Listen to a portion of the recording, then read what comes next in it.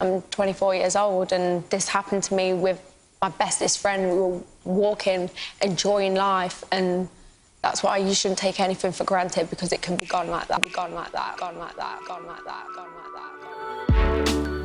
The streets feel alive, we're mixed with light, goes down, blown down, and life shines back, going fast, such a blast on a train, on a boat, on a plane, so good to feel the rush again, and it's never coming down, we're invincible.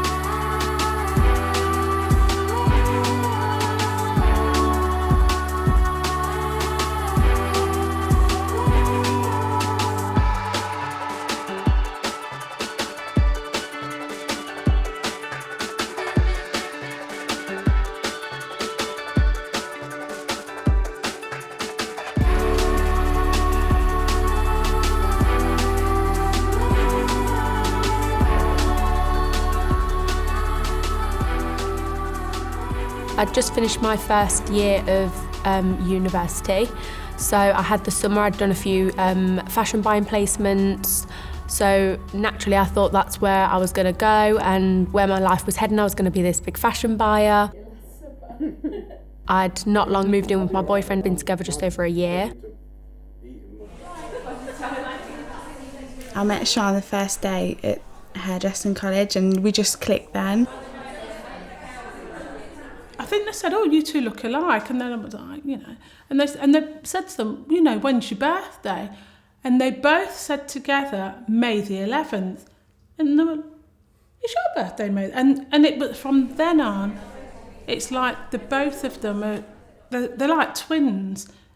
We had the same chicken pot scar on the same side and everything, so we just, the friendship started from there.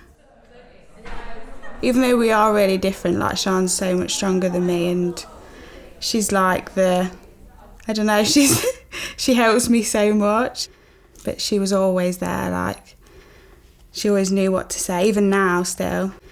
Always both wanted to go New York, so we just decided to save and that be our dream place to go. That's all we could speak about. Every text was about New York. Everything we brought from the shops was about New York.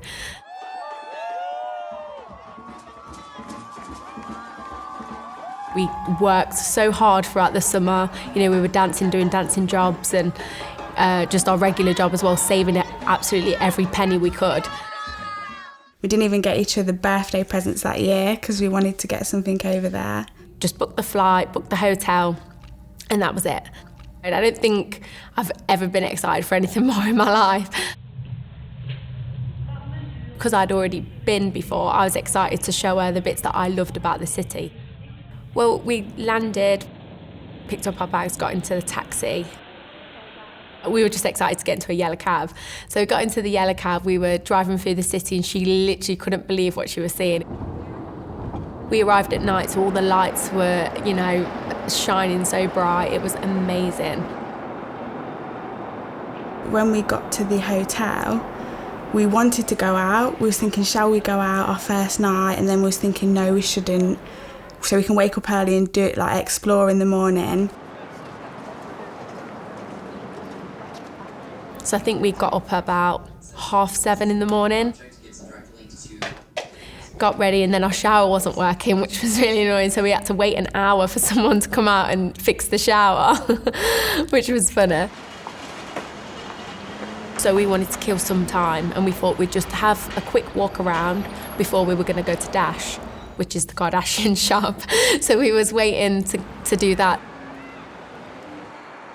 We just got a bagel and a coffee, and then that was it. We decided to just carry on walking, and then we found out that Times Square was literally probably 10 minutes up from our hotel. I remember feeling like it wasn't real, like walking down the street. And I always remember me and Sian thinking that everyone's looking at us. Like, why is everyone looking at us walking down the street? Because we just, we loved it up until that point. Like, it just didn't seem real because we couldn't believe we'd done it.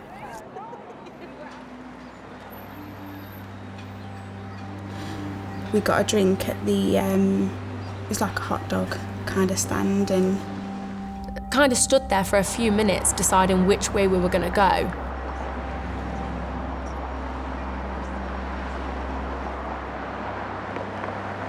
And Keisha said, oh, should we cross the road and carry on going? I said, oh, well, if we've only got probably another half an hour, so let's just carry on walking down this way. She said, okay.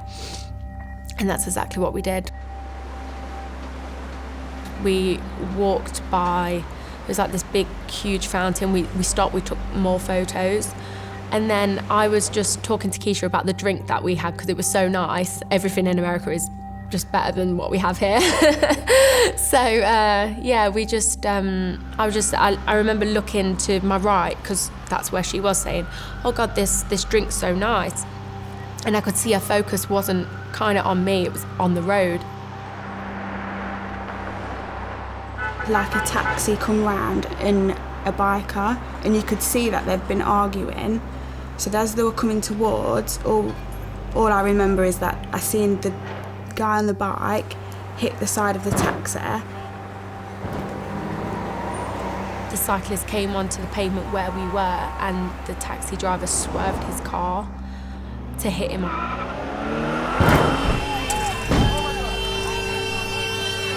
Basically, I came up from my workplace in the subway, so I came up to make the phone call, and I think I grabbed an iced coffee, and the commotion. Everyone is moving unusually fast, like a wave, something's going on. You just seen the taxi coming, and my reaction was to just run, and I always thought Sian was with me. And the cab was out of control. I didn't see it directly because I turned, and I heard the impact.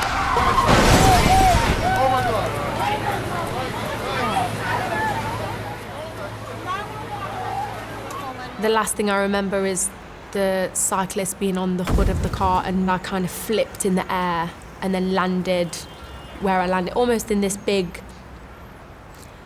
I can only think of it if it was a massive plant pot, but it was just full of mud and soil, and a tree was in it. You don't hear silence in New York. It's not a luxury that we are able to afford unless you're like 100 stories up. That quiet is haunting, actually, to be quite frank with you. One of our food trucks happened to be parked on 49th Street between 6th and 7th on the day that the accident occurred. And when I heard the quiet and the scream, I remember just running. The driver was just in the car and not moving. I think I screamed. I felt like I was numb and I couldn't move. And seeing that she was injured pretty badly. And she was just face down, so I couldn't see her face or anything. I think Dave was the first person that I remember, the plumber. Her leg was gone from like a little bit below the knee. It was just shredded and mashed flat.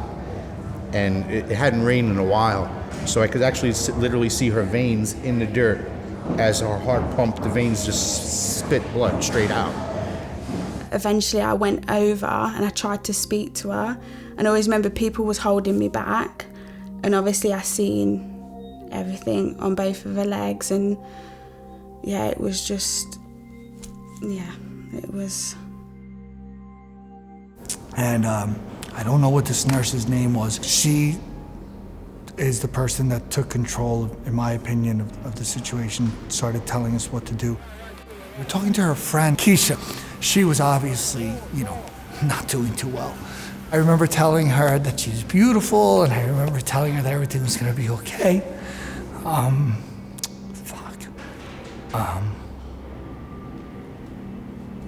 I'm really sorry we didn't do more. More people started coming, then it started getting surreal because Dr. Oz shows up. So that, I was like, oh, yeah. So, why not? It's August 2013. We're beginning to launch the new season. I'm sitting in my office at 30 Rockefeller Center, and a British medical student looks out the window and said, there's a cab on the sidewalk, almost saying it as though it was a question, like, why are New York cabs on sidewalks? And within 30 seconds, I was running across the street, and I didn't know what was happening, but I saw that there was a commotion in the shrubbery by where the cab had run out of the normal road, and quickly recognized that there was a woman. Didn't know it was Sean at the time. She was moaning. There were first responders just trying to figure out what to do. And I caught the eye of a man who asked me if what he was doing was okay. And he had taken his belt off and had wrapped it around Sean's amputated leg. Only later did I notice her leg was under the car still. I had nothing. I could only think to take my belt right off, drop my tools, and get it up under her leg. This guy just comes up and says, don't worry, you're going to be okay. And all I felt was pressure on my left leg at the top of my knee. And she's a strong girl. She was kicking about and moving about. And the whole of probably my waist down felt like it was on fire. We had moments to act, not even minutes. And he put his belt, used his plumbing belt as a tourniquet. I got the belt up tight, and I looked down, and the veins slowed down, and I knew I stopped basically the flow of blood from leaving her leg. When I could think of, oh my God, what just happened, it's almost like it just scrambled straight back into my brain. And I remembered everything. I'm not dreaming, this is real. Just trying to get her talking, telling her she was doing great. And I was just shouting, he hit me, he hit me, he hit me. I always remember seeing loads of ice. There was bags of ice everywhere. I honestly thought I'd broken both my legs. I didn't realise that my foot was probably a few feet away. Oh my... Come on, put in more. Oh. I got a condition out here. 10.99, 49 and 6. Obviously I was looking at her leg and stuff, and I don't know if it, I feel like don't know if it registered. Like, I'd never seen anything obviously like that before. Yeah, it's just something, I can see it now, like, talking about it. Because I thought, great, 24, in New York, without none of my family here, and I've broken both my legs. It felt like forever. I don't know how long it was. Quickly as possible, got her out of the shrubs and into an ambulance. But if it wasn't for that quick thinking plumber's moves, we would have lost Sean. I wish I could have did more, got her out of there fast. I couldn't, there was no way. Everyone's like, oh, you're a hero. The only hero is her, because she's the one who's surviving. So we failed, in my opinion, because we didn't save both of her legs.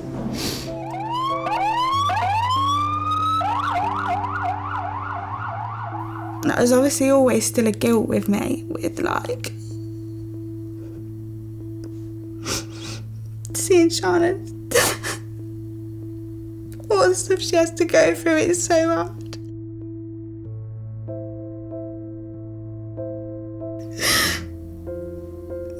And it's just always like, why did nothing happen to me? It's like, I wish something did, just so. As soon as we got Sean into the ambulance, I moved from this very focused compassion on trying to save this woman's life to anger about how this could possibly happen to this beautiful young woman. And so I started asking questions, I think like everybody else did. And there was a whole group of news cameras there by that time, and they were asking questions. And I noticed the foot under the car which in itself is an eerie experience. And then you begin to wonder, how did the car get there? You know, it happened, I can't tell you how fast. I can't tell you, the guy was going fast and, you know, he hit the guy he wanted to get. He just was going too fast to stop before he hit her. The car had apparently been in some altercation with the bike. He tried to sideswipe the bike. The bike gets away. He jumps the curb, crushes her leg against this very short stone. When she loses her leg in that high-speed event, she almost dies. But in the meantime, the cabbie, he's just sitting in his car. Right after the accident, after I let go of the tourniquet, I mean, the only thing on my mind was that driver. And he was just standing there like wax. And these guys are not stupid. These are New York detectives. And they know how construction workers feel about stupidity and negligence. And then they moved him far enough away from me where I was no threat to him. That could have been my daughter. It could have been your daughter. And as the story evolved over the next few hours, it became evident he should never have been in a cab. And that was very angering, I think, to all of us, not only involved in helping Sean, but living in this great city which prides itself on making rules that make the place safe. When I got to the hospital, I just remember I had to sit. I think the policeman was with me and I was just in a room. It was horrible. It felt like I was waiting, not days, for Sean to come out. Sean's boyfriend had just flown to Ibiza, so we were trying to get him back to come with us to America. Then you get in touch with the hospital, and then I remember Sonia dropping to her knees because the person on the other end of the phone says, oh, it's a possible amputation. And apparently I'd been in surgery for probably about 4 or 5 hours. Yeah, I woke up in recovery and Keisha was there. I don't think I focused on anything but seeing Sean's face and knowing that she was alive, and just remember hugging her and we were both crying. It had happened about just before 11 o'clock in the day. And obviously time difference wise, it was later on in the day for everyone in the UK. Later on in the evening, I just remember getting the news that she'd lost her leg. In the morning, the phone started ringing and the door started knocking, and this is like from 6:30 in the morning, and it was reporters. My mum and dad got on a plane the next day, so I think it was almost like I was in hospital for like a day and a half. And I remember going into the ward, and she was in the intensive care ward. I remember talking to a police officer walking down, and then I heard Sean shout, "Dad," and that's when I went in and saw her. I was so hooked up to all the machines, and I just remember telling it was going to be all right.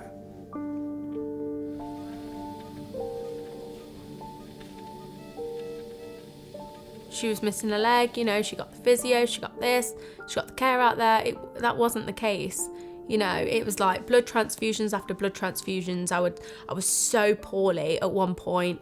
After each surgery, you know, I had epidural. The pain was undescribable when they took that out. Well, for the first week, I couldn't even look at my leg. I had to process it in my own time. So I couldn't be like, my leg's gone, I need to see it. It wasn't like that. It was like, okay, my leg's gone. Okay, now process that.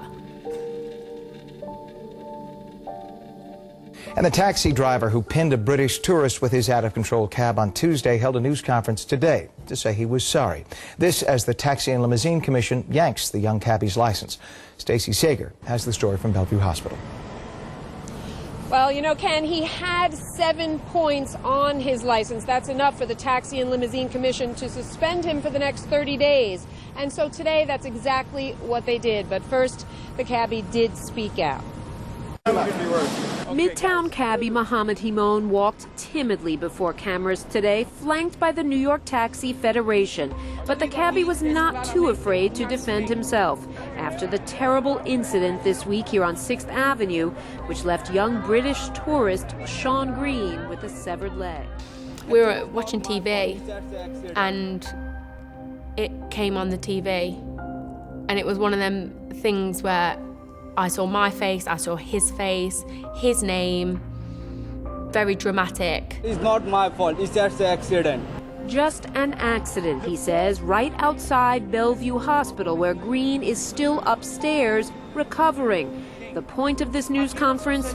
To point the finger at the bike messenger, Kenneth Olivo. He was fighting with Himon seconds before the cabbie drove up onto the sidewalk. I think they were just basically saying that he'd held like a press conference outside the hospital to basically say that it was an accident, he'd lost control of the car, when that was a lie. Both me and Keisha and all the witnesses in front of us, all those people that we were walking a minute behind, had seen just exactly what we seen. We turn heads and we just see a guy in a bike like flying. He's hitting the street, sidewalk. Yeah, the sidewalk, and the taxi, like a big noise, and he right, Pam, in the square. He swerved his car on purpose to hit him on purpose, and the cyclist said the same thing. A messenger or a former bike messenger, and somehow he was involved in provoking or enraging the cab driver, and the cab driver, then responded to that, and then there was this innocent victim who was harmed. That's the simplified, almost cartoon version of it that was presented in the media, and there wasn't a lot more information besides what was coming out from the tabloid media. The fact that that was even a question just seemed pretty spurious to us. There's only one person who hit the gas and impelled the vehicle onto the sidewalk, and that's the cab driver. There were some reports that weren't getting as much play, that the cyclist was proceeding north on 6th Avenue and that the cab driver was attempting to make a left turn across the cyclist path without yielding to the cyclist, and that the cyclist, faced with this cab turning into him, put his hand out and hit the hood of the car to warn the driver, "I'm here, don't hit me," and that the driver then responded by accelerating, sending the cyclist up on his hood. The cyclist fell off the hood, the cab continued to accelerate onto the sidewalk, continuing several car lengths up the block and smashing into an area of Midtown that is just teeming with pedestrians, many tourists. It's just mind-boggling that anyone could think it was justified to turn a motor vehicle onto the sidewalk and accelerate. It was just astonishing.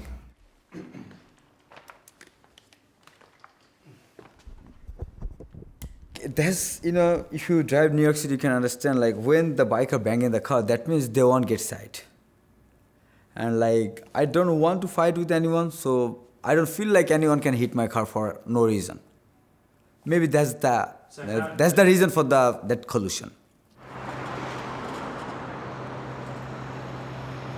I've been in situations where someone's about to hit you because they don't see you, they're not paying attention, they're driving too aggressively. If you rap on their car to get their attention, they'll lose it. If you touch somebody's car, it's like you violated their child. They fly into full-on road rage, and it's very fraught. You know what? It's about time we crack down on these guys that are riding their bike in the middle of the street, zigzagging in between cars, banging on cars, assaulting and intimidating people. This guy was attacked by a cyclist who are very aggressive in New York City. When you're crossing the street in New York, you don't have to look side to side to watch out for cars. You gotta make sure a bicyclist doesn't kill you. They're more dangerous than anything. And this guy threatened the driver, and he was trying to get away. Pushed the gas pedal instead of the brake, turning nervous, and ran up in the sidewalk and hit Sean. And it was just a day that we will never, I personally won't forget it. I don't know how threatening a person on a bicycle is to you as a motorist in a heavy vehicle with a powerful engine protected by glass and metal. You have a cell phone and you have door locks. You don't even need to call the police. If you're on 6th Avenue and you stop in the middle of the street, believe me, the cops are going to be there very quickly to find out why the heck you're stopped in the middle of the avenue. It sounded like the typical gross overreaction that you experience as a cyclist. The day after that, he'd held this massive press conference outside the hospital, all these news crews and whatever, to say how sorry he was, look remorseful. I think that's probably what his team had told him to do, and offer us £3,000. It was just ridiculous. The media had not spoken to the guy. They were curious to know who he was, what he was thinking, how it had happened. Hold on. I said, you got to come out. If you don't come out, then people will think that you are a real criminal. Look at how you destroyed, or not destroyed, because look at how you impaired this woman's life. And it's not right.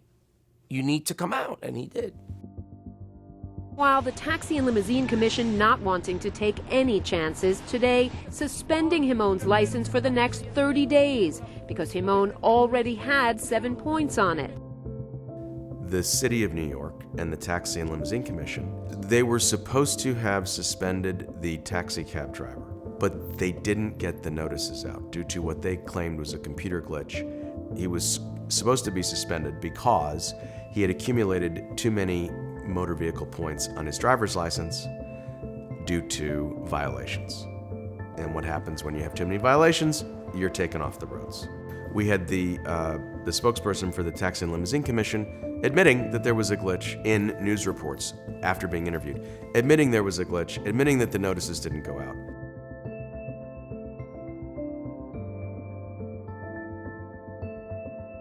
This gentleman, who was a taxi cab driver, should have been suspended. He should not have been on the roads that day. My license never suspended for accident because they shouldn't do that. The law changed after that, but still that day they shouldn't suspend it for my license for accident because. But shouldn't you have been suspended before the accident because you had No, not before. I was valid driver. I was valid. That was my car. I was the owner of that car. I financed the car. Whatever the story was, it was like, that's not a good thing. So how many points did you have on your license on the day of the accident? 7 points. I mean, you're driving Taxi and Limousine Commission. How could a dispatch let you go out if you have too many points in your license to be behind the wheel? Who's running the city? Would it have took me to be dead on the street for them to have done something? Maybe, maybe not. When they would hear about it, they would always be shocked that this guy was still allowed to continue operating, to continue working. I think it's an injustice. First of all, if he has 7 points on his license, he shouldn't be driving. But if I get hit by a cab, not only am I suing, but I don't want him to drive again. I mean, it'll be ridiculous. It's pretty scary, actually. Well, that's messed up. It's not, But it's not, it's not unusual. It happens a lot. It Cab seems drivers. like a lot of people just, they get a slap in the hand and then they go about their business. Believe me, the Taxi and Limousine Commission knows who the bad drivers are.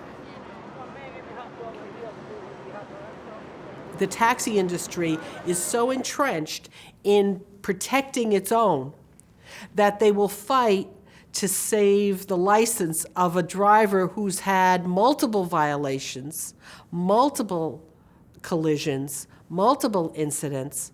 They'll fight to save that rather than say, hey, listen, he's just not good enough to do that here.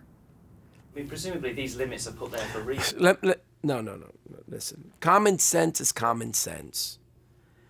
If your speed limit is 25 miles an hour, and you're doing 27 miles an hour, or 20 or 30 miles an hour, okay?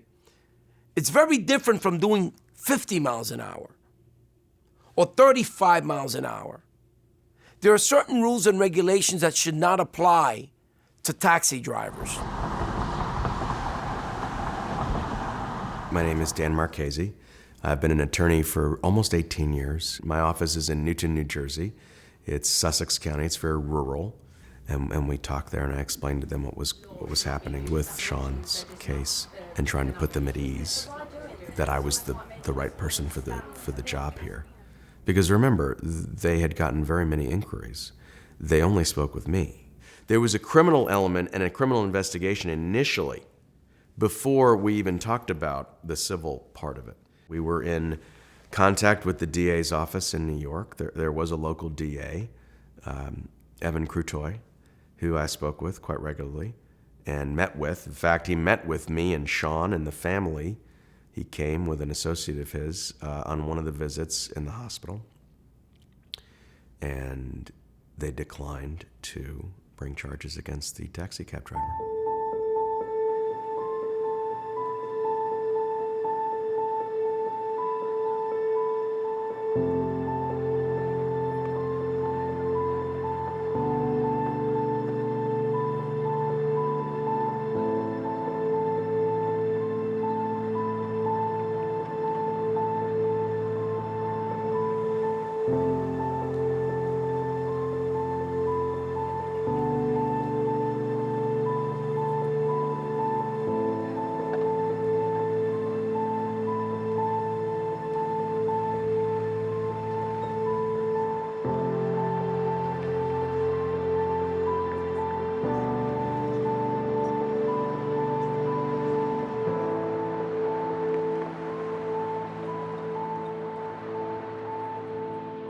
Because it's an accident.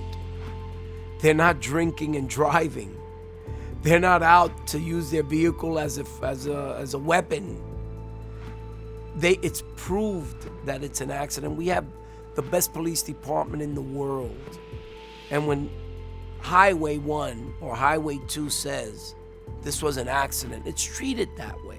One of the most depressing and disturbing parts of the work that I've done over the last couple of years with Families for Safe Streets is coming face to face with the lack of justice in traffic crime. In New York City, the district attorneys are an elected office.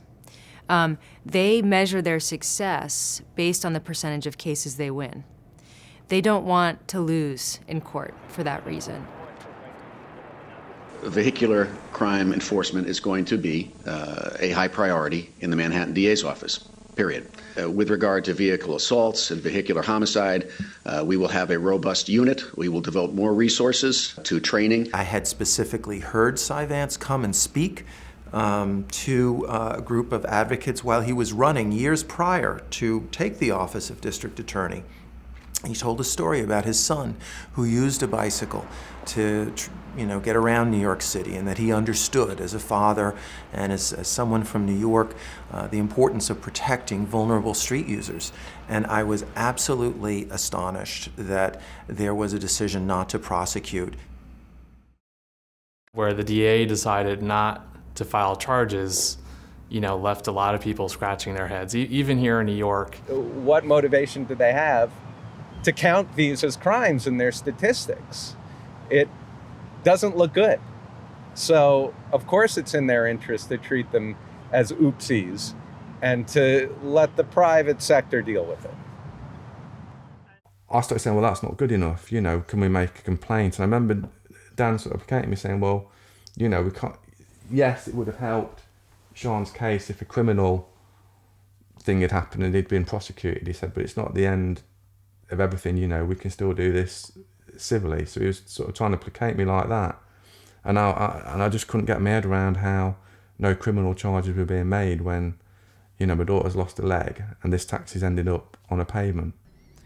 I woke up one morning in the beautiful city of New York, opened up the big paper here, and saw a headline saying that this man was not going to be prosecuted for running over Sian Green, that the cab driver was going to actually be able to live his life relatively normally. The district attorneys went to law school just like me. They should know better. Could have happened to 15 million people that are in New York City maybe on a daily basis. It wasn't someone that was targeted.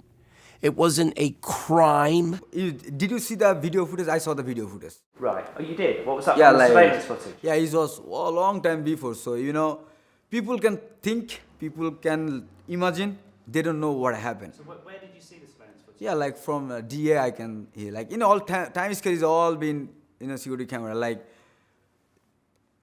They are investigator. It takes 2 months to prove me I'm not a criminal charge. So, let me finish first, please. So they check every single thing. So 2 months is like 60 days, is long time.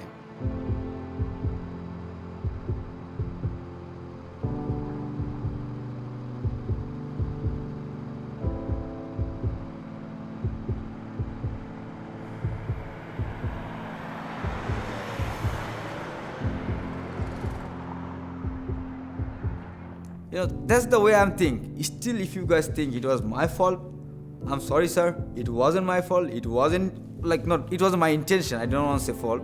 It wasn't my intention. When they say you are attempting to punish this cab driver Himon as if he had intentionally sought to sever Sian Green's leg, they are really just trying to shut down the debate. This driver was not driving at an excessive speed. Himon was literally turning, so he was almost at a stop when he pressed on the accelerator and went some 10 or 15 miles per hour onto the sidewalk. It wasn't like if he was speeding, going 60 miles an hour, ran up the sidewalk and severed his leg. We wouldn't be having this conversation. All we know is that apparently the cyclist caught up the taxi driver. But if someone did that to you on the road, you would never do that. You have to be mentally insane to do that, I think. If you try and put yourself in his situation, I've tried to do it so many times. If I swerved and hit the cyclist and I hit him completely, why would you carry on driving? If you feel your vehicle going forward, you take your foot off the accelerator. I'd want to be saying, well, why did you not take your foot off the accelerator? As soon as he hit the cyclist, why did he not brake? Why did he carry on? You know, I don't know if these questions were asked. It wasn't, he hit the cyclist, then he stopped and thought, oh my God, I've hit someone with a car. No, he carried on. In the absence of some completely unanticipated medical emergency by the driver, I can't imagine how a vehicle could mount a sidewalk without that driver acting recklessly. Everybody seems to be willing to accept these things as accidents rather than crimes and focus on other things because it is so enormous and so epidemic. I think that people are just resigned to it. You know, to this day, I don't think that Cy Vance has satisfactorily explained why they didn't press charges in that case. There was no clearer example of this just sort of craven and callous failure to take seriously traffic violence. Lawyers like us do want to take the reins on this and really pull it in to make sure that it doesn't happen to somebody else. But the only way to do it is to pass legislation and then to enforce the legislation. If we go to the district attorney's office, they need to know that unless you prosecute, what you're doing is you're basically saying anyone can do this and they'll do it with impunity, and that's wrong.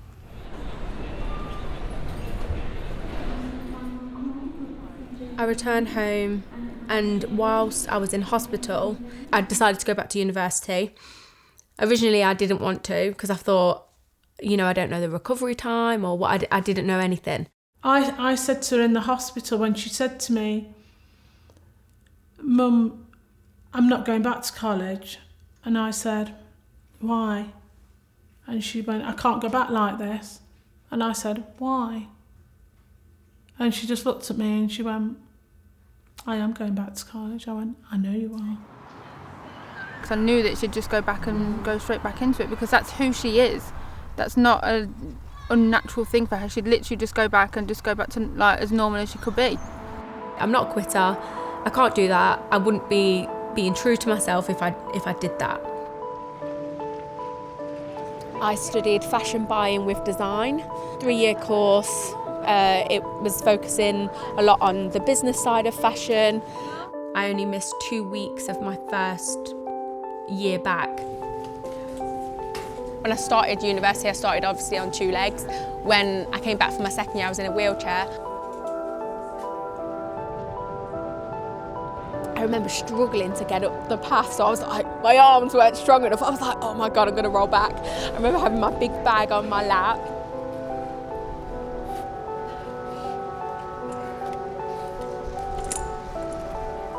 I remember being in class one time and she was saying, it was our second year, so they were kind of talking about future things and, oh, if you're going to go here, you're going to go there, you're going to go there. And I almost broke down and had an anxiety attack right there in class. And I had to escort myself out because I thought I was literally going to have a mental breakdown. Because my future wasn't going to be like theirs. And that was difficult. So I started that course just like all of them. And I was going to end it very, very different. And I think it was that realisation where I'd been on such a high, like, yes, I can do it, like going home thinking, just get up, go, like you can do it, get up and go, to being in that class thinking, I think I was just doubting myself at that point. And I always remember, like, my friends just,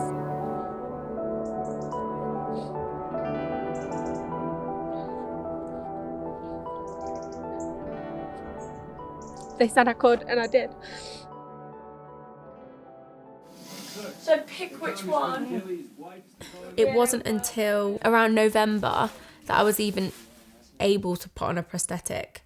And even still, that's not the case with you. Oh yeah, I lost a leg, got a limb, you know, there you go, you can walk. It's nothing like that at all. Well, we've trimmed the socket down and we've just attached I'm a doctor, I'm a healer. It's what I've always wanted to do. It's my calling in life, but I'm also a father. And I have daughters in their early 20s. And the thought of one of them suffering as Sean did, the thought of them going back to their home, not harboring a lot of anger, seemingly, towards what had occurred, and just wanting to get back in her life, and realizing she wasn't going to be afforded a limb that could have given her the right to be the same as she was before, or at least close to it. That hurt me. So I felt compelled to play a role, to realize and witness the fact that that tool, that prosthesis was right there at her fingertips. Just needed someone to give a little bit of financial support and then confidence to her to try it out. To me, was an obvious calling to play a role in her life. So I'm happy we could be part of it. I'm thrilled with what she has done with that gift. I am incredibly proud to have ever met Sian Green. My mum and dad were going to remortgage their house so I could have that care because I needed it. And then when I got there, film crew, can you get into hair and makeup, please? Dr. Oz is waiting for you in there. I was like, oh my gosh. And I didn't see him until we had the interview. So I was sitting there like shaking, having my hair and makeup done, like, oh my God, is this really happening? You know, you get up thinking you were just going for a consultation. But yeah, we had a full-on interview, and then 2 hours later I had a leg. What's this show? Yeah, if it wasn't for Dr. Oz, I probably wouldn't have been walking until February, March of the next year.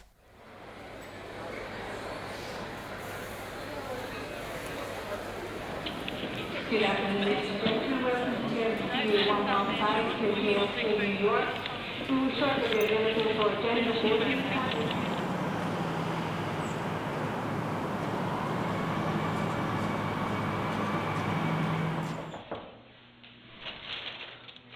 How are you? I'm good. How are you? Good to see you.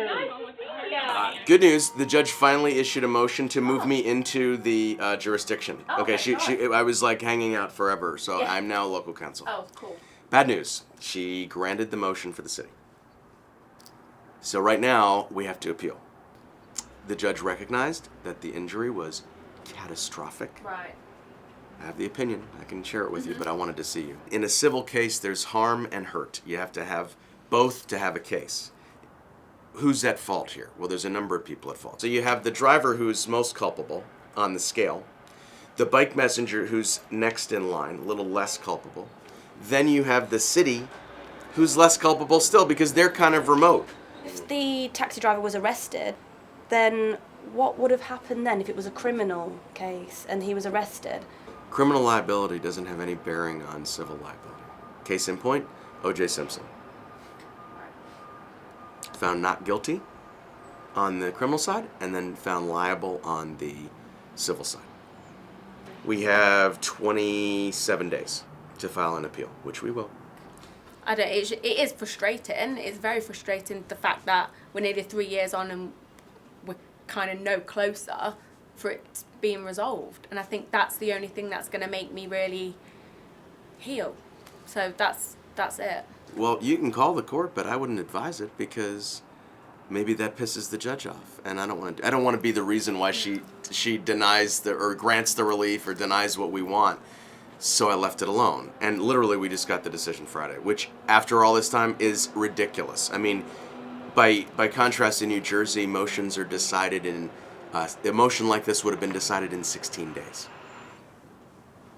Is it a setback? Maybe, but as I told you, the city was going to appeal if they lost, so.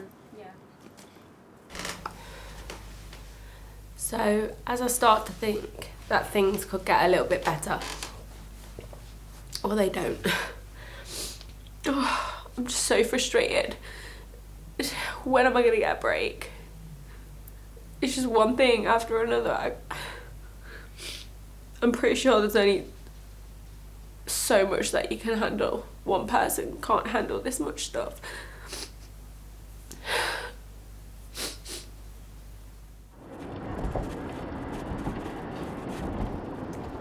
I don't want people to think, oh, America, you trip over something, you can sue, you can get this, you can get that. That's not the case. I'm like this.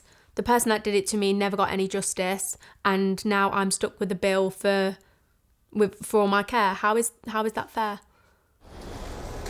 What the TLC does now is after the person has had a few crashes, then they are required to do a course behind the wheel. It's like after a few crashes? I mean, are you kidding? So in other words, you can keep crashing and they keep giving you another chance and another chance and another chance. My son didn't have any chance. I get a chance to tell my story. There's thousands of people that don't, and it's not fair. And it's brushed under the carpet like they're not even a person. That's heartbreaking. It's disgusting.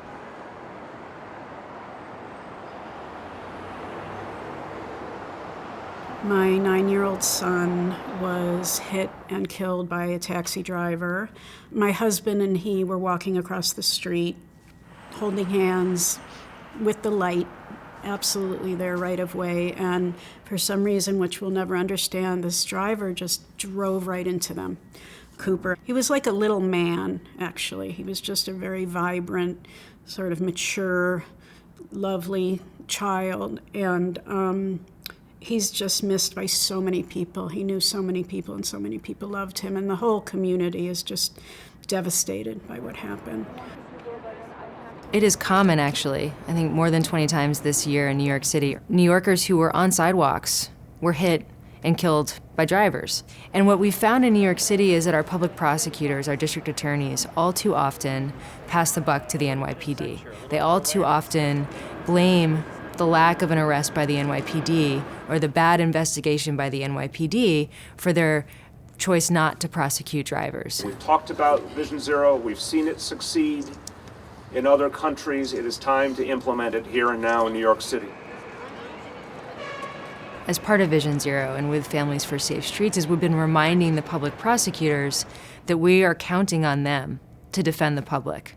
We're counting on them to give a family its day in court, even if they lose. And part of doing that, of course, is to challenge legal precedent. Of course, is to push back against the ways in which justice isn't being served, but it also sends a signal to the public that this is serious and that we're taking it seriously. We're not stopping. I mean, I said this to the district attorney. I said, you can't make me go away. I have nothing to lose. I've lost everything, If you drove onto the sidewalk and hit someone right now, I don't think you would be prosecuted. Even if you did do it intentionally, you could just say you didn't do it intentionally, and you would pretty much be off the hook. That, in my experience, is what would happen to you. What would you say if I told you that he's actually still driving a cab in New York? That taxi driver's still driving.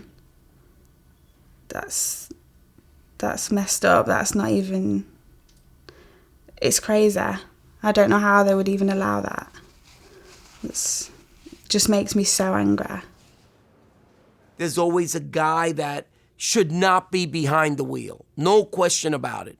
And when we find those guys, I make sure, our organization makes sure, that we report them and we put them out of business because they don't belong in the public transportation business. But there are guys that do belong in the transportation business.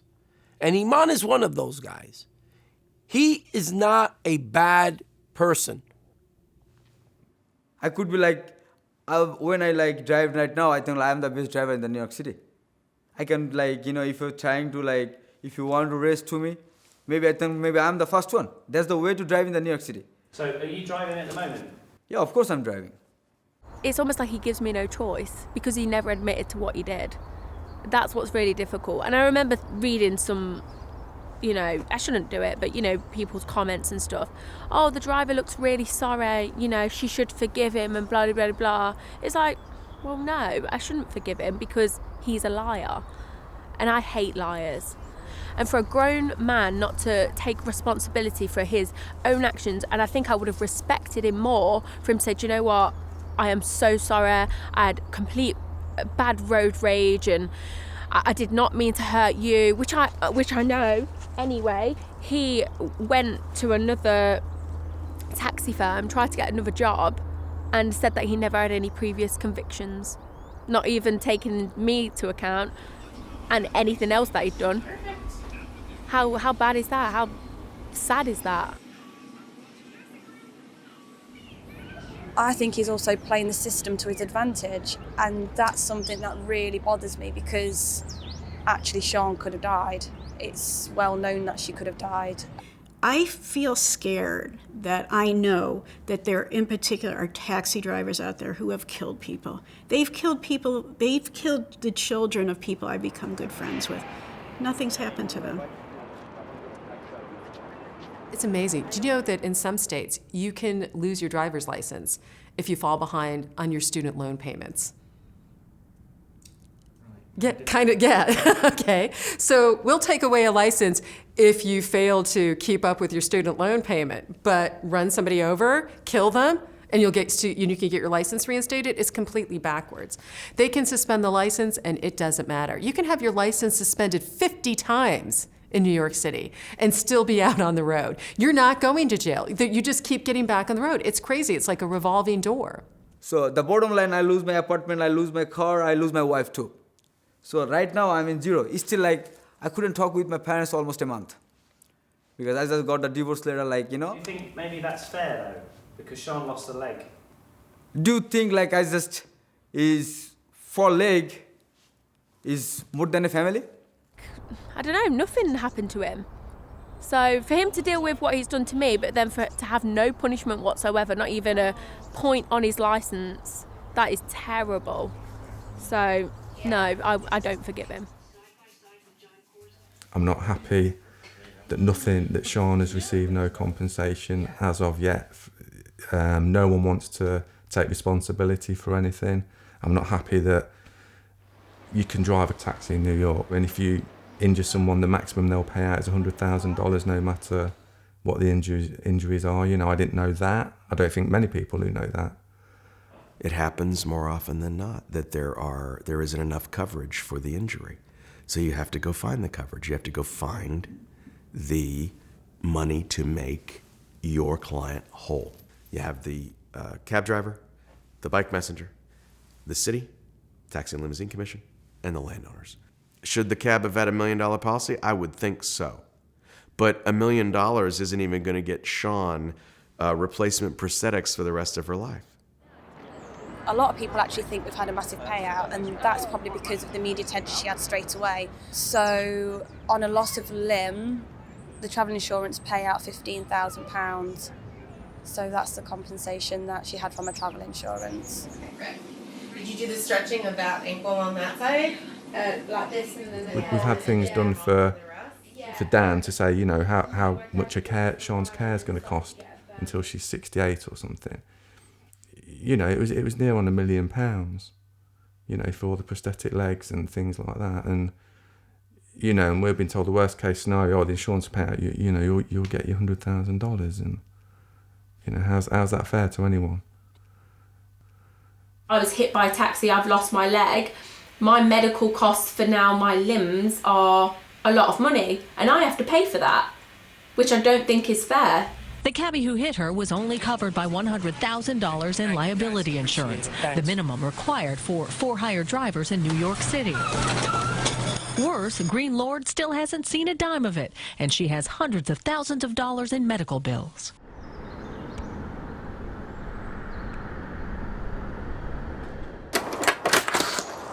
Hi there, how are you doing? Took me about to answer the door. That's all right. Come in. It's good job I can hop, like, easier, so I'll kind of just do this and then just go. Hop around the kitchen. The reason I'm on crutches is because my leg has shrunk, and as a result of it shrinking, my leg has been moving around a lot more in the socket, and sometimes that can happen and you not even realise, and then it gets to a point where that you cannot wear your limb. So how are you? Oh, I'm okay. Yeah, how's the leg? Is it still sore or is it? It's still a bit sore. Okay, could we have a wee look? Yeah. Right, let's have a little...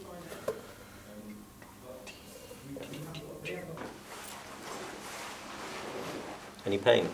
Just there, Just on again the in the bruise still. same area. I'd say it's still got something horrible in there because it's warm. And I've been on my feet today. I've done a 10 till 2. It's absolutely killed me. It does feel just like there's something infected in there. And like I said on the phone, I think it's folliculitis, although I can't see a follicle. Yeah. But the follicles often close over Right. the infection, so I think you've got to go back. Oh, it's itchy as well. If there's times where I can't wear it, it puts me back. It puts me in a bad mood. I can't do things that I've set out to do that day. It just puts me back. So that's probably one of the hardest things.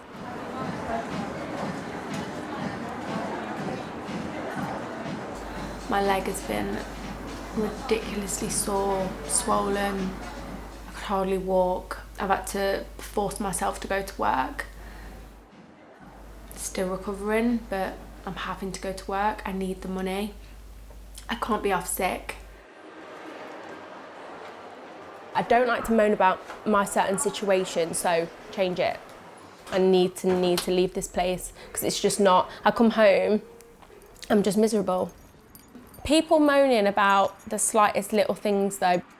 When someone says, "You've ruined my whole entire week because this cushion's not turned up," I'm like, are you really? That's ruined your week? Have you got an hour? Because I can sit here and tell you a lot of what can happen to people. I can tell you what can ruin someone's life, not a week. And I think I ain't got the patience for it anymore. Like it's so bizarre how your mind works after you've had something traumatic happen to you. I almost have visions of myself like dying every day. I don't think I've even said that out loud before, but like today, even when I was driving to my mum's, a bus was too close to my car, I was like, oh, it's probably going to go inside of me and kill me.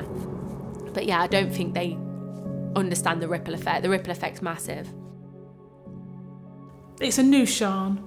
She's still got a sense of humour, but she gets really angry really quickly. I mean, I just wish it was easy for her because, we should just be able to plan the wedding now and just be happy for that. But she's got so much going on in the background, you can see it's taking a toll on her a little bit. It scares me a bit because I kind of wish I could be there I know I can't protect her for everything, but as a man, you want to be there to protect your girl all the time, so I wish I could be there just to make sure nothing can harm her. In the beginning, you really can't get through your recovery successfully until you mourn what has been lost and come to terms with it, and then ultimately that helps you redefine who you are and how you'll set forth in the future. I first saw the accident on the news. It was very high profile. And I was about to call Bellevue Hospital and say, hey, I'm here, I'm ready whenever she's ready. And they ended up calling me. People assume, like I assumed before I became an amputee, that we're all kind of lumped in the same sort of circumstance. And yeah, oh, well, you'll get a prosthetic and you'll be like Oscar Pistorius and be running marathons. It's so not like that. The daily struggle of you taking your shoe off. Yeah. such a struggle. Everybody's situation is different, and it's not fair to compare one disability to another, even in the same category.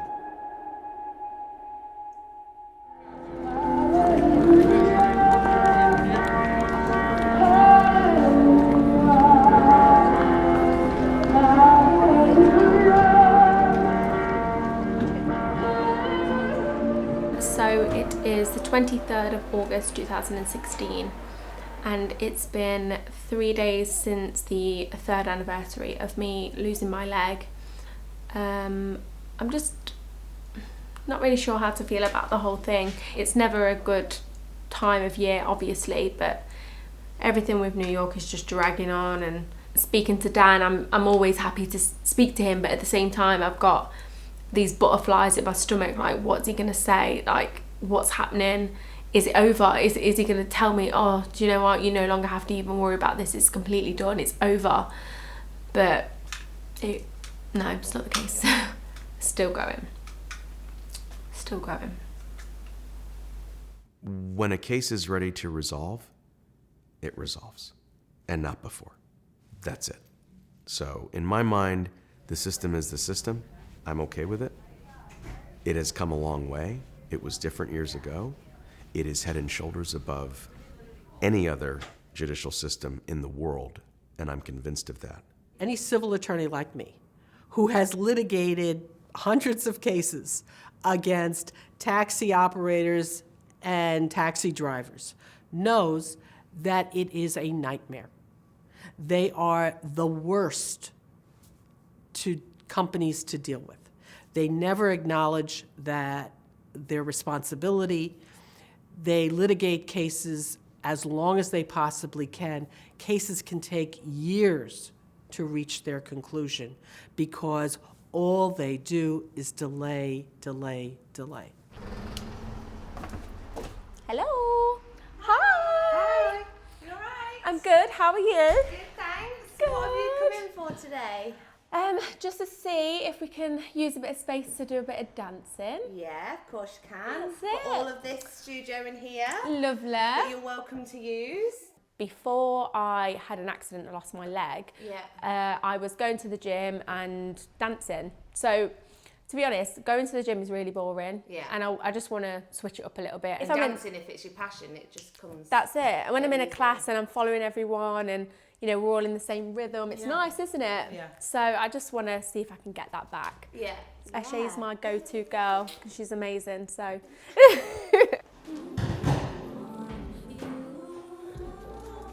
That's all we're going to do throughout the whole thing.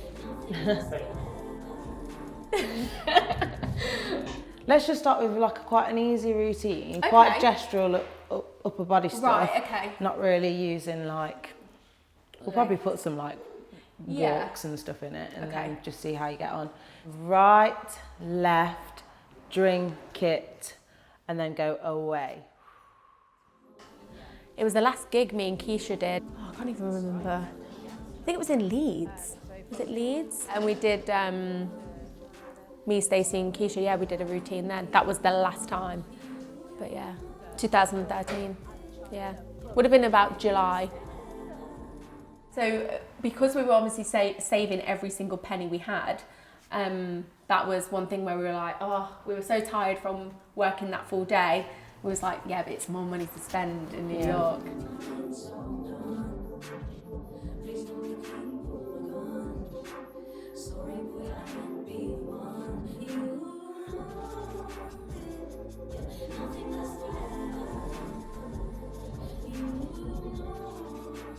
That last part. Yeah. It's good though.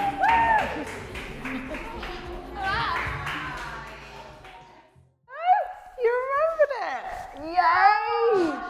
Is that an accomplishment? That is an accomplishment. Oh, Shani. Ooh, overwhelming. That was a bit too much overwhelming. Just a little bit. Oh, do you know what? You would never know you didn't have a leg. No. Oh my God. Amazing.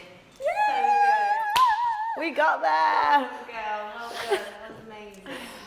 I'm so proud of you. That was so good. It was so good. Yeah, but I do need to strengthen. I think it is to do with this hip, and even now, my weight, it's all on here. Yeah. Maybe I need to consciously think it's okay to be on that leg. That's it. It's so fine. That's what it's there for. Exactly. Yeah. So it's just the weight distribution that I need to focus on, and then as soon as I've got this a little bit more, then I think we can go from there.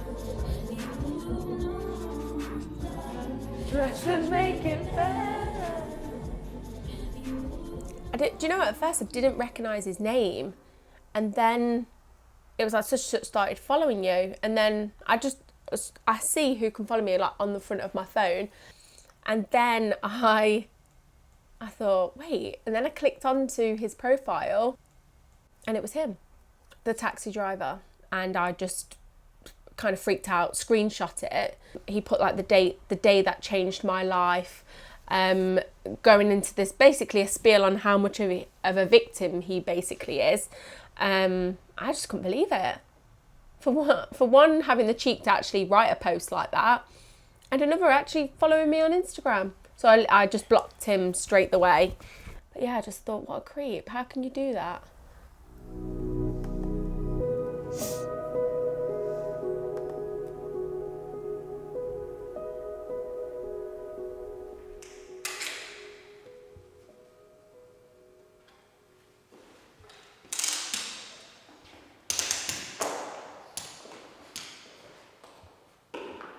I haven't had an awful lot of time to practice on my leg that I'm wearing for the wedding, and I think I'm getting a little bit anxious because I haven't had that time. I've been so busy, and so it's making me a little bit nervous because I want to feel comfortable obviously walking down the aisle anyway. This morning my hips were hurting because obviously I'm not used to it.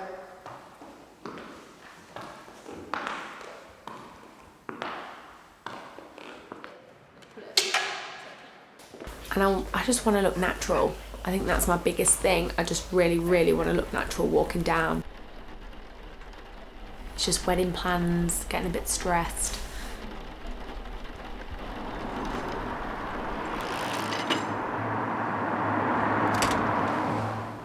Hello! How are you, my darling? I'm good, how are you? Yeah, really good, thank you. The only thing you'd probably worry about is not tripping down the aisle, but I have to worry about the technique of walking. Also having to take into account that I've got a dress on, which is quite big at the bottom, and I don't want to trip, and so it is just all that added bits, because obviously I can't feel the bottom of the floor. So if I have any material underneath, the lady that has hemmed my dress, she's taken all that into account anyway and took most of the fabric out the front, but even still it's still that added worry of I don't really know, but as soon as I get my leg, I know I'll feel much better. I think it's another thing coming to try and dress because everybody does it. So it was nice to be doing something that everybody does, because I think for the past few years I've been not unrelatable, but it's quite hard for me to kind of be like, oh, this nerve pain, and people are like, well, no. But to try and address it, we've all had that same feeling, so it was quite nice to all be the same. You just feel special. Yeah. Yeah, you just feel special. She's been able to, continue with her life's journey and do it in a way that I would say most people wouldn't. Most people would say, woe is me. And she doesn't seem to be like that, so it's something to be admired. She's been incredible, developed into an incredible young woman, and is now doing so much good. Ladies and gentlemen, let's give it up for Sian Green, Lord.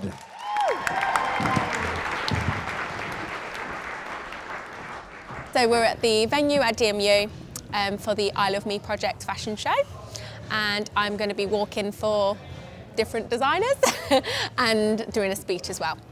I feel like when I've done dance shows and things like that in the past, when you see your space, you think, oh, okay then.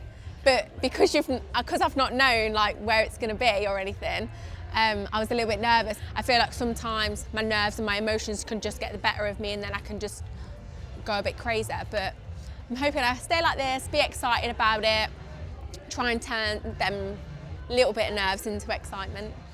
After everything I have been through and everything that I've learned that you don't know how strong you are until strength is your only choice. Your heart doesn't give up unless you do, and you should never dwell on the things you can't change. I can't change what happened to me, but I can embrace it, accept who I am today, and that I am a strong, confident amputee who will never be afraid to show who I am. Thank you. Thank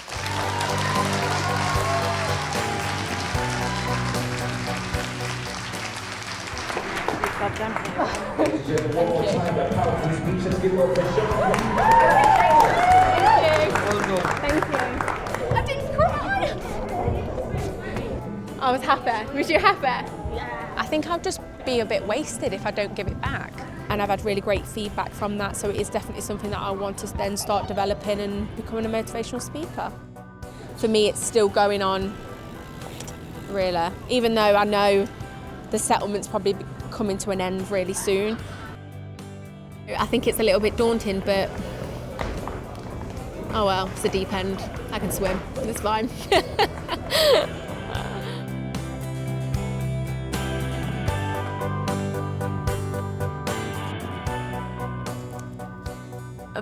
That is such a funny question. I mean, there's so many reasons why I wanted to marry him, and it's not just because, you know, he stayed with me after having a massive, you know, accident or amputation. It is just the aspect of, I love absolutely everything about him. He's absolutely hilarious, and I need all the humour in my life that I can get. When the crash happened, we were actually only together for just over a year, so still really fresh relationship. I mean, we've been together 7 years. We have been through an awful lot. I think what he has provided was tough love, and I've needed that. You'll be fine. I'm anxious. You don't need to be anxious. Yeah, I am a little bit nervous. Why? I don't know. Why? No reason why, you think? I just think I can't do some stuff. You'll be totally fine. He's like, look, you don't need to cry. You know, he puts all my life into perspective. He tells me what I have. And then it kind of just makes me feel instantly better. Yeah, it was, I look back now and it was, you know, the best day ever. Anything I do with Keisha is always really special, but obviously having her there was amazing. And she'd not long had her daughter Aaliyah, so Aaliyah was only, I think she was maybe 8 or 9 weeks old. So it was almost like one of them things we'd come full circle. We're really happy at that stage that we were both at. You know, me and Keisha are survivors, because I think what people don't realise is that, you know, Keisha saw an awful lot of stuff that happened. And yes, I went through it physically, but mentally it's just as bad. So I think for us both to, you know, be doing the things that we're doing and we're both really happy, you've got to, it takes a certain person to survive all of that. So we are survivors together. I think for any bride, having their dad walk them down the aisle is extra special. You know, my dad does still struggle with even speaking about, you know, what happened, but I think it meant a lot to him as well.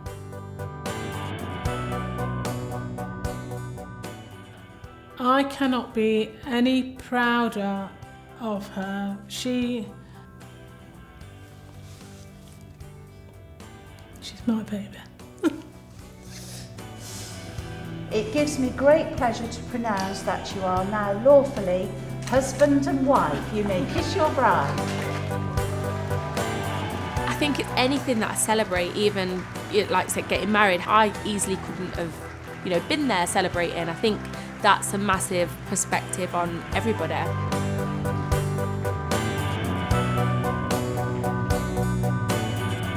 She's still that lovely young woman I saw lying in the bed. It's still her. I knew when I saw her, I got her energy, and it's who she still is. She's still shining, and I'm so proud of her. I'm proud of what she's doing and how she's going to change lives for the better. That's the point of it, really. I guess I was there at the right moment.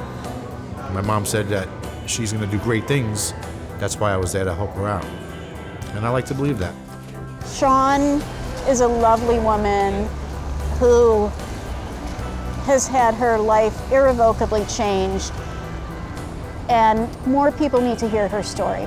I am incredibly proud to have ever met Sian Green, and what has most impressed me about her is her grace under fire.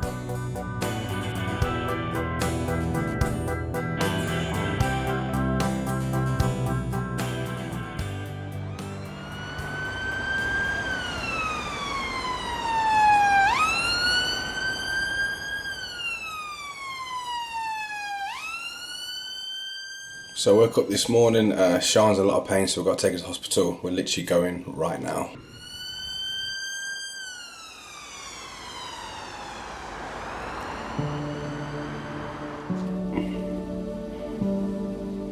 This is Aria, and she was born on the 16th of May and shares a birthday with Daddy.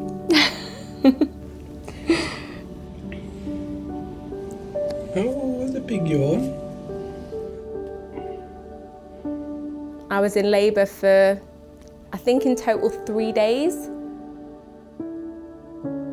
It was nice because, you know, we're bringing a baby home, and yeah, it's different, but it's a nicer chapter to be, you know, looking forward to. She actually only weighed £5.13.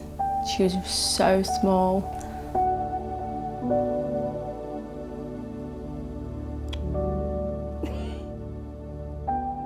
We got the settlement from the taxi for November 2018.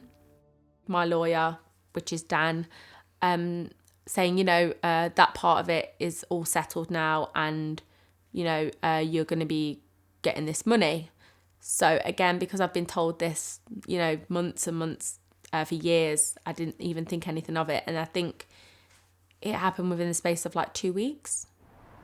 It was $150,000, but when it's exchanged into pounds, and I had to pay Dan for his work over the years, I think I got £75,000. At the end of the day, I can get some legs out of that that will last me a little bit, but obviously it's not going to cover me for the rest of my life. I'm not bothered anymore. I just want it to be over. I don't know if they do that on purpose to just push you at the end of your tether, and I just want it simply to be done. I'm not any different. I think I've just grew. I think I know the world in a different way, and I see things very, very differently now. The only thing I can say, yeah, I've just become stronger and more wise. So, yeah. I'm happy.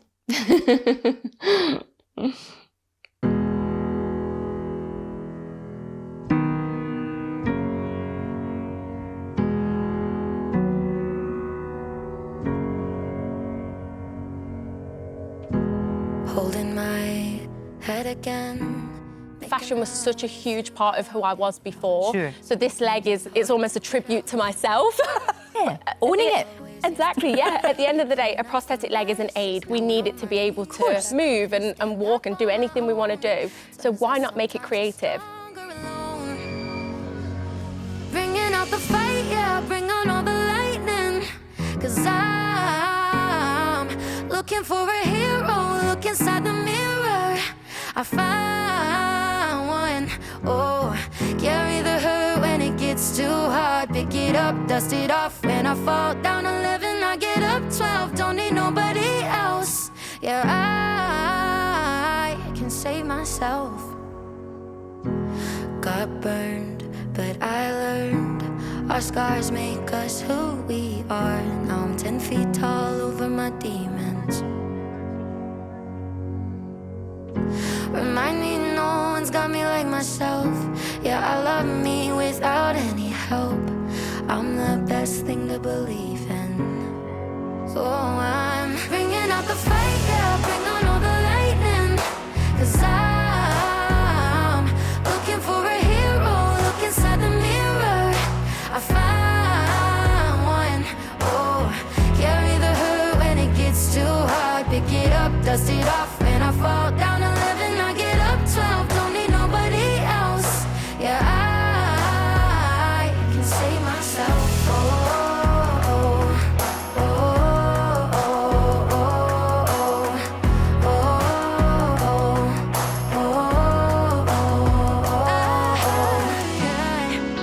could crumble into pieces, but I got a million reasons why I won't. Cause this heavy is a season, and the sun is always right behind the storm.